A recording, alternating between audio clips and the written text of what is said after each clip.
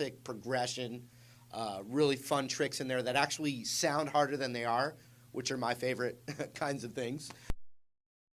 Kind of like that ring finger is where it is for a D chord. And then you just take everything off except, that ring finger, and you take your middle finger and you put it on the 3rd fret of the A string. So this is the 1st chord. We're going to do a walk down.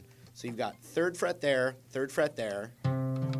Then index finger goes to the 2nd fret of the A string. So that's the 2nd chord. And then index finger goes down to the 1st fret.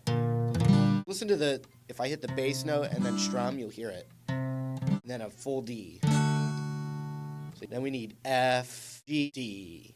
You do this kind of folky way, which I like. So it'd be, 3rd with the ring finger, pinky on the 3rd, 2nd, 1st.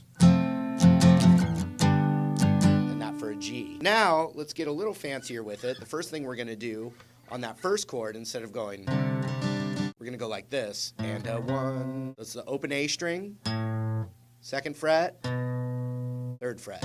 And then when you go to this one, it sounds pretty cool to sometimes hit that 3rd fret of the high E, so check it out. Cool thing about that D chord, there's all kinds of little D tricks that are in so many classic rock songs. The one here, though, is kind of like it's open, your middle finger's off, and then you're hammering it. Hammer don't hurt 'em to the 2nd fret.